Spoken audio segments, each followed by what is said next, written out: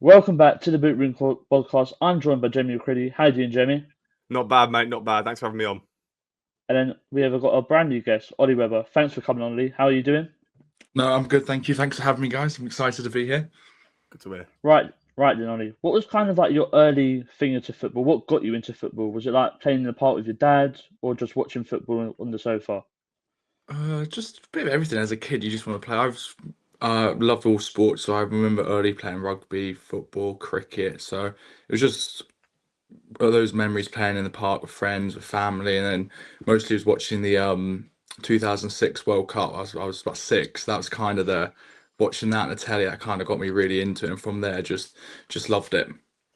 You moved to Northern Ireland when you were about 6 years old, and for me, that would have been quite a big shock of the culture. Was it a Yeah. big shock to the culture for you? A little bit, but at that age as well, you're still young, aren't you? Naive. You're not too bothered about things like that. So it was just like a fresh start. I was getting used to, once I got used to making new friends and things like that, it was fine. Didn't take long to get accustomed. Obviously, when you was younger, and now you play as a goalkeeper. Was the aim always to be a goalkeeper, or did you start as a striker, a midfielder? Was it always wanted to be a goalkeeper? No, I never started out to be a goalkeeper. I don't think it ever does. I just played. I wasn't very good at field. I went everywhere. I tried to be a striker, dropped to midfield, played centre back, right back, and then ended up in goal. Tried everything else, and then being a goalkeeper stuck. You went on trial a few times with Northern Ireland under 15s and under 17s. Now, that's a great thing in your career, but a really big step up. What was that like?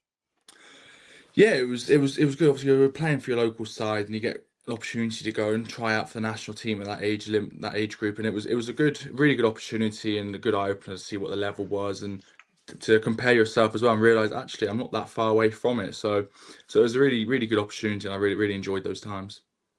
So was it? I feel like we spoke to some people when they've got called up to the under 17s, 18 squad. Was there a bit of imposter syndrome? Do I belong here? Was you like fighting, or do you think in yourself I belong here? I felt comfortable. I knew most because I think because Northern Ireland is such a small country, we kind of all know each other. And at that age group, all friendly, all play against each other. So it was kind of just being with friends, and then all of a sudden you're playing with your friends, but then you're playing against Ukraine, England, these other countries. Then it's a bit like, oh, this is cool. I never felt I didn't belong. I was just enjoying it in the moment, playing football at a really good level, and you kind of just took it in my stride. Never really thought too much into it really, so I always felt comfortable and just tried to enjoy it as much as I could. Everyone always starts off in Sunday League, unless for the lucky ones they get put into Yeah. academies early on. So what was that like to play Sunday League? Because you were definitely better than the rest, even though you weren't a goalkeeper just then. It was good. It was good. It was again. It's just at that age because I was young when I was playing that, so I was up in 8, 9, 10. So I was kind of just playing it with friends, just enjoying the football. Then you start doing okay. Then started being a goalkeeper Sunday League, and once I was a goalkeeper in Sunday League, I kind of started getting noticed, and oh, he's quite good. There's maybe something there, and that's kind of when it all shot up, skyrocketed a little bit. Then. And then obviously in 2016 you made the big move to Crystal Palace's academy. What was that like? How was that phone call and going on trial saying, "Oh, we're happy to move forward and take you into the academy"? Oh, that was a brilliant day. I still remember it just like it was yesterday. I was playing for Northern Ireland in a tournament called the Victory Shield, where it was the home nations all play each other at under 16 level.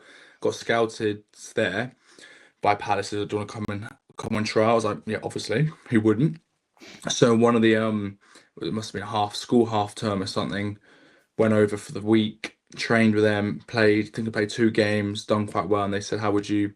We'd like to offer you a scholarship for next year to come in full time. We're really pleased with you. What do you think?" And I was like, "No brainer. Obviously, I would love to."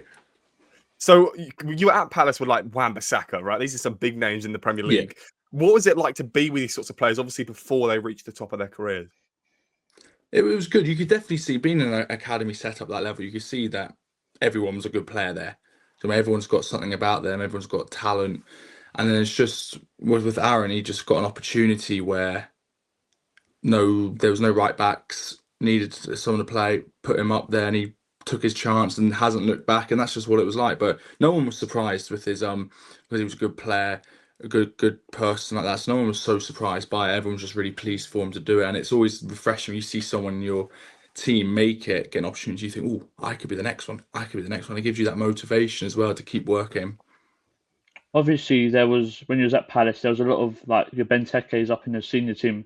Did you ever get a chance to speak to them and learn? Did they ever speak to you and like give you tips for your career and how to like improve in your game? What was it like being in, talking to them? Yeah, it was good. Mostly, obviously, being a goalkeeper. Obviously, they gave the Benteke's and Connor Wickham's and the big Premier League strikers. They did give some tips, but I was mostly being a goalkeeper, wanting to learn from Julian Speroni was there at the time. Jack Butland, Vicente Guaita, Wayne Hennessy was there. So it was more speaking to them when you trained with them, being like, "What do you think I can do?" What do you, just learning, watching them, learning from them, and they would help you out if you did something wrong. They go, "Why don't you try this, try that?" And they were really helpful with me to learn and become a better goalie, and really gave me the kind of time of day which sometimes you don't get. So that was always appreciative that they did that for me.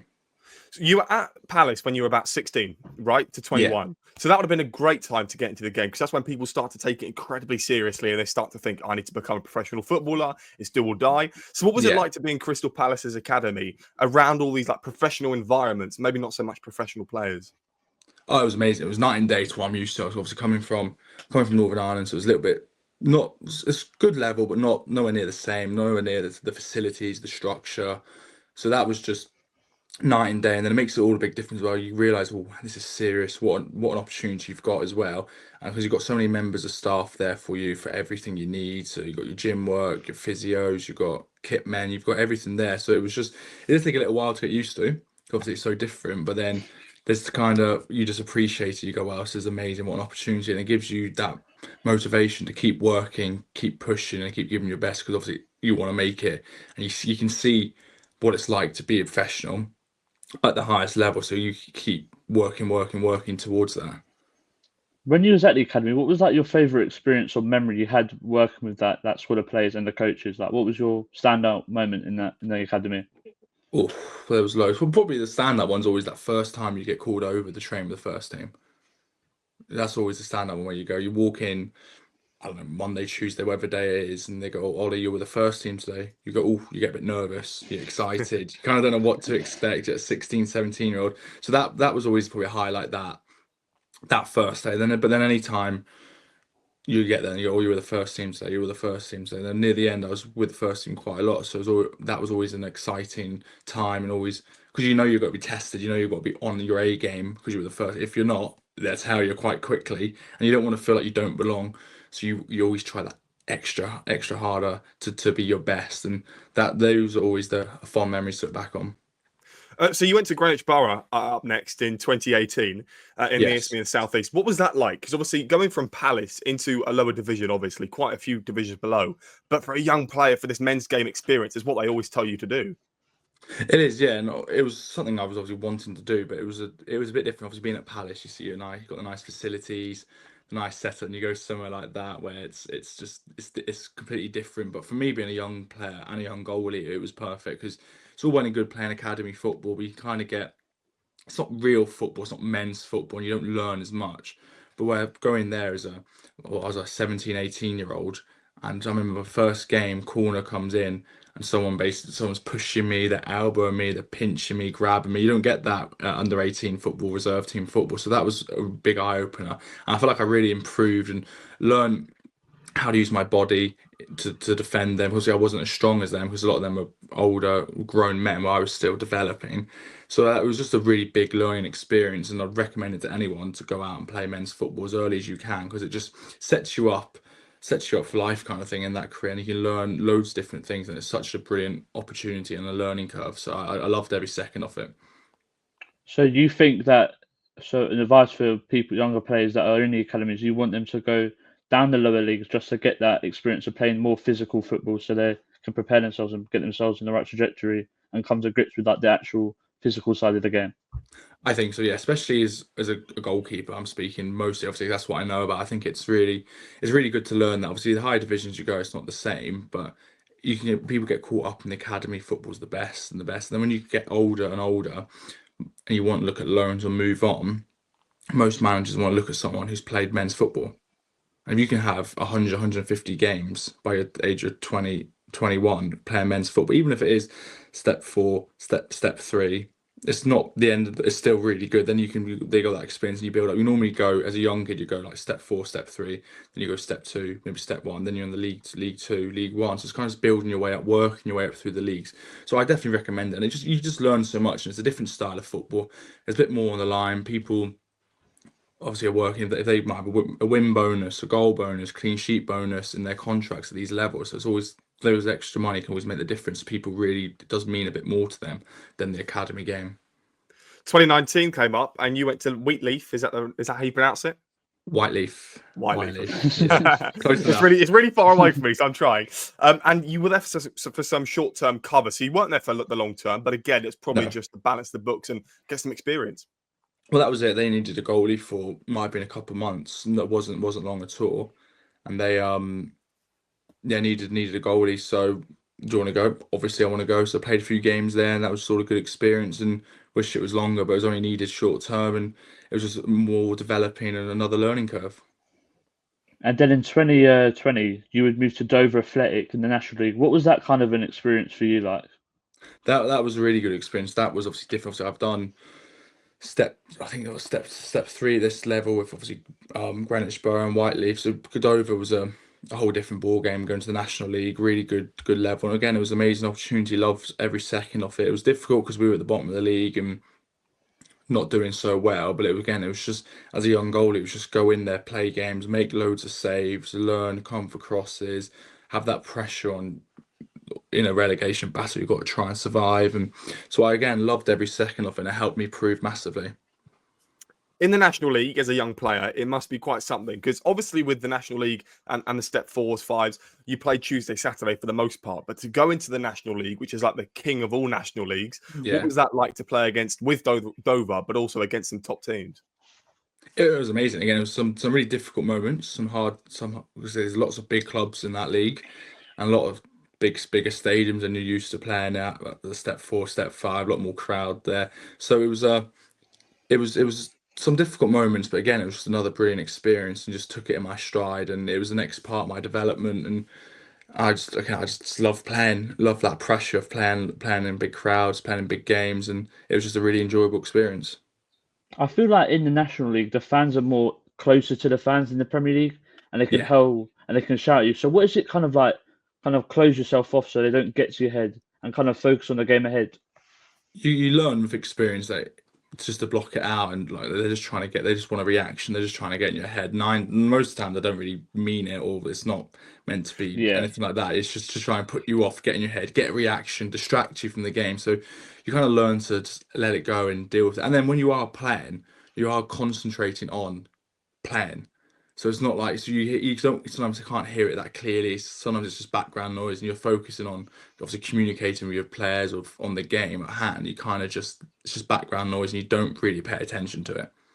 What's been the best moment of the National League career journey so far? Because obviously you've played in some big stadiums against some big teams. Probably the best moment in my career is probably playing for Northern Ireland on 21s. I played 4 or 5 games for them over a couple of years, and the highlight probably was we played Spain. Spain, we lost 3-0, but I got man of the match. I think I saved 15 shots. If it wasn't for me, it would have been a lot more. So that was probably a highlight, because played really, really well, and you played against some unbelievable players. So that was probably a highlight. But yeah, there's been a few nice moments, but that's definitely up there. And then after Dover, it kind of be a full circle moment as you return back to Portsmouth. What was that kind of thing in your head, like, oh, I'm going back to Portsmouth, and Portsmouth's quite a good club to go to. So what was that for you? Was that like a kind of a confidence boost? Yeah, a little bit, and it was nice. Obviously, nice that know the area a little bit, and the club. It's a massive club, isn't it? They've had some dark times recently, but they look like they're back where they belong now, and it was no brainer. Obviously, once I knew they were interested, wanted to go back and learn and be a part of a first team, a proper first team this time round. And it was just I loved my time there, and didn't work out the way I wanted it to, but that's life in football. But yeah, it was a really, really good club and really enjoyable experience. You were only there for about a season or a season, but you were behind Gavin Banzer, who's obviously an exceptional goalkeeper in his own right. So what was it like to be challenging against a very young but experienced goalkeeper?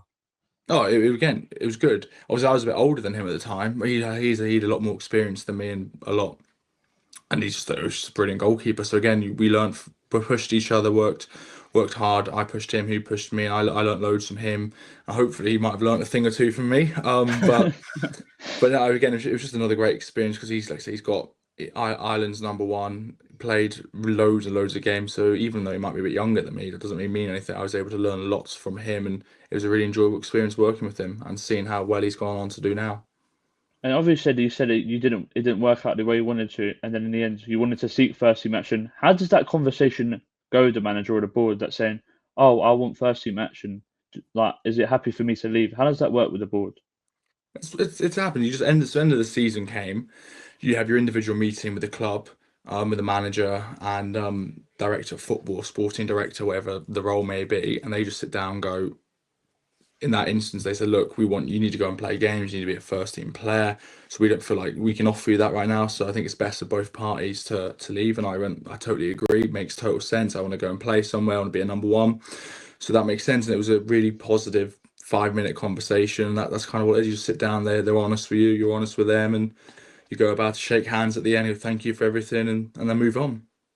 And then when you are given a green light to go ahead and search for some new clubs, are you on LinkedIn? Like, how do you go between these guys and say, I want to return to Northern Ireland or I want to go here? Because I don't know. I'm not a player, so.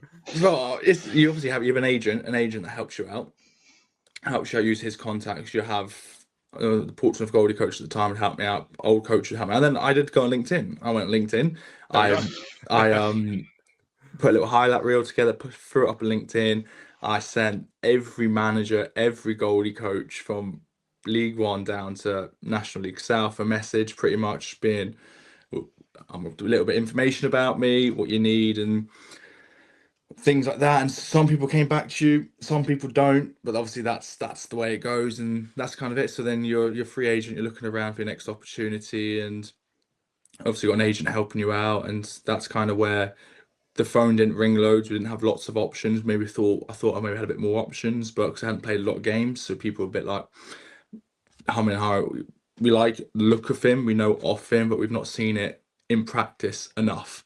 And again, that's the nature of the beast, and that's why I ended up going back to Northern Ireland. And kind of didn't have lots going on in England. Had an opportunity there to go and play some games, and kind of thought, why not? It's a good level, full time, big club. We've got European football there, so I thought let's give it a go, and that's how it happened. So then, obviously, you returned to Northern Ireland, and I'm going to try my best to pronounce it. Glentoran. That's correct. Yeah, that's Tough. good. That is. And then you had your debut versus Ballina United in August, and it was a kind of a stand-up performance as you won 3-0, and you had some solid shot stopping, and you commanded your box. Was that a massive confidence boost to like start your playing career at Gallon with like a massive statement win? It was, yeah. It was difficult because I didn't start the season straight away, which I was hoping I would have. But again, this happens, so I had to be patient for my opportunity. And so when I took it in that game, and I said we won, clean sheet, and had a good commanding performance, it was really a really positive feeling, and gave you that bit of confidence that you can do it at a good level, and all the work you've put in over the years and in training, being patient, it is worth it. So yeah, I felt really good after that, and really enjoyed that game because, like I say, it played well and kept a clean sheet. In October, you kept 3 and 3 clean sheets. But what sticks out to me is in September, you saved 2 penalties in one game and a 0-0 draw, and then you went ahead and won it on pens. So it's quite the penalty day for you. That was. It was, yeah. That was a good day. That was a good run of games, and that was an exciting day. I always like a penalty shootout and penalty, so I'd always back myself. I knew before the game I had a little sheet. I knew where if it ends up going to penalties, where they could potentially go, and yeah, I ended up being a really really good day. That was. I've always wondered with goalkeepers, how do you mentally prepare yourself for the nerve-wracking times of a shootout? Because obviously, you go into extra time, you don't know if you're going to score or concede. How do you mentally prepare yourself? Right, I've got to step up here and be the one that saves my team and ultimately wins the game for them. Well, so everyone's different. But for me, it's I look forward to that moment. I want the game to go to penalties. So I always back myself that I'll save at least one. I'll save one. So I always enjoy it. So you always do the practice, and then as a goalie, we don't get lots of glorious moments. We're not a striker. We're not going to score. So kind of penalty shootouts are our chance to be the hero. This is my moment to win it for the team, be the hero. So I always enjoy that. And so yeah, so those moments I'm always.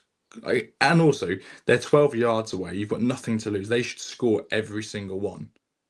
especially now, goalkeepers can't come off their line. You've got to stay in your line. So it's a lot more difficult. So a striker should score every penalty. So there's no, in my head, there's no pressure. They should score every one. So if I save one, brilliant. If I put him off and he misses it, brilliant. So if like you've got nothing to lose, I just go in there and try and pick away, make a save, brilliant. If I save it, brilliant. If I don't, well, he should score every time, shouldn't he? That's kind of the way my mindset is. So it takes all the pressure off. How do you put the other player off? Because for me, it's quite easy to get in my head, but then I do have a good penalty record myself. But I'm just saying, like, how do you save these penalties? Do you put them off on the line? I try and again, some of the rules always change now. I don't know what the rules are exactly now, but I'd always try and do the crossbar, move the crossbar, move on the line, throw my arms, try and make myself look as big as I can. Maybe hold on to the ball when they're walking down and throw it away. Just little mind games like Martinez did in the World Cup for Argentina. Just little things like that, trying to put them off. Sometimes it works, sometimes it doesn't. But it's always worth a try, isn't it? To try and get in their head if you can put them off just even a little bit. And then you came to the end of your playing time in Northern Ireland, and you'd move on to Woking. What was the conversation? Oh, you've had you had a really good career with some stand-up performances in Northern Ireland. Was it hard for you to leave Glentoran, or was it kind of a discussion that you want to move on to some better playing time, or was it just a thing that you want to improve? It was a mutual thing. Had a good time there, but I wanted to ultimately get back to England. England was where I wanted to be playing, so I wanted to do that. So again, it was a mutual decision. Both we both agreed to move on, no problems at all. And then I just wanted to be back in England, and Woking came up and went in there as a number 2 because they had Will Jääskeläinen as their number 1, who was a brilliant goalkeeper. So the cut was come in, push him, and then go from there. He had a brilliant season. So ultimately, it didn't work out as I would have liked. I didn't play as many games as I would have. Played a few games, but not as many as I would have. But again, that's football. And like I said, Will had a unbelievable season. He won all Player of the Season awards. So you can't do anything about that if someone's performing week in, week out. So again, it was a difficult time, but enjoyable time with a good group of lads there. I thoroughly enjoyed my time there. It was a really good club. You made your debut against Eastleigh in a 1-0 win. That's some club to make in your debut against for Woking. It was, it was. It was a great opportunity to play and a great experience to play. And like I say, against a club like that, it was a really, really fun day out.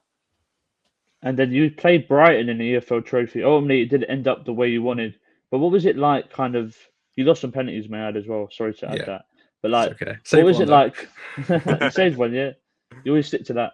What was it like playing with your teammates like Dion Kelly-Evans and Dale Gorman and Tom Leedy? Were they kind of the role models that helped push the team onto results on the pitch? Yeah, especially Dale Gorman was captain, and then Dion Kelly-Evans was a big leader. So they definitely pushed it on and off the pitch to try and get results. And they were 2 big characters in the changing room who really made a difference, especially when we went through some difficult moments. Before we talk about your future, I interviewed Aidan O'Brien, who obviously played for Millwall and Sunderland. Yeah. What was it like to be in the changing room with him? So you broke up there. What did you say there? I heard Aidan O'Brien, then it just kind of broke up there. Sorry. No worries. So that's all right. So he was in obviously your changing room. He's with you basically every day. What's it like to be in the changing room with him? Yeah, good. Obviously, I was with him at Portsmouth as well. He was there when I was at Portsmouth, so I already knew him well, and he's a great character and a great, fantastic player. So he was good to have in the building, and came up with some really big goals for us at some crucial times. And he definitely should be playing a lot higher than that level with his ability. But again, that's football, and he's a brilliant guy and a brilliant character. So ultimately, what's your aims for this season? Are you looking for a new club, or are you just trying to get back into the game? Yeah, so obviously left Woking end of the season. Again, I don't want to sit on the bench, so it was an easy decision to move on. They agreed, so again, want to try and play somewhere. So at the minute, I'm just training for some clubs, looking to be a number 1, and then just at the minute got nothing. But again, I'm only I think a week 2 of pre-season, so still early days. And hopefully, in the next week or 2, I get something organised where I'll be a number 1, whether it be National League or National League South, kind of where I'm looking. And it's just about being patient, keeping fit, and then hopefully something comes up soon. I mean, this period must be incredibly hard for you because you don't have a club. You're just working towards something that will hopefully, but maybe not be guaranteed to come. So in terms of, are you currently on LinkedIn now or with your agent trying to find some club? I am, yeah. That's exactly it. It's the same thing every year. Once the contract expires, you're you're on LinkedIn, resending those messages, re-putting things up, and your agents speaking to clubs, and it's a stressful time because, like I say, you're out of work, isn't it? And whenever you're out of work, it's stressful. So obviously, there's no money coming in, so you want to be getting a job soon in football where the money's coming in and something you want, but also you don't want to take something that you're not 100% sure with. So it's about being patient and just waiting for the right opportunity to come. Seeing as you're looking for a move, has there ever been a time where you was going to a club and the move was certain, but at the last hurdle it's falling out, like it's falling through? Has anything like that happened to you before? Yeah, I've had a few loan moves over the years where when I was at Palace, when I was meant to go out on loan to different clubs and for different reasons, not happened, and that would be quite happen in football that someone gets injured, so you can't. One of the I was meant to go on loan somewhere, and then one of the first team goalies got injured at Palace. They went, "Oh, you can't go on loan yet. Need you to train with him. You can't go on loan until he was back. He was out for 3 weeks. Then obviously that club have to move on, find somewhere else. So that loan's no longer there, so you try and find something else. So it's happened a few times, and again, it's just you get used to it. It's just part of football, isn't it? Things can happen, things can break down, and so yeah, so it has happened a few times. Are you interested in going abroad? Because if I was a footballer or a football manager or a coach or even a physio, I'd be getting abroad as quickly as possible.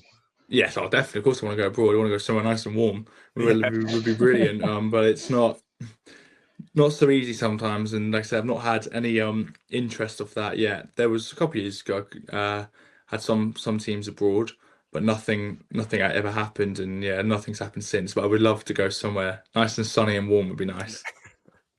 There's something I just wanted to touch on. When you was playing with Northern Ireland, you played with a player called Ethan Galbraith, who plays for Leighton Orient at the moment in the last season. Yeah, Ethan, yeah.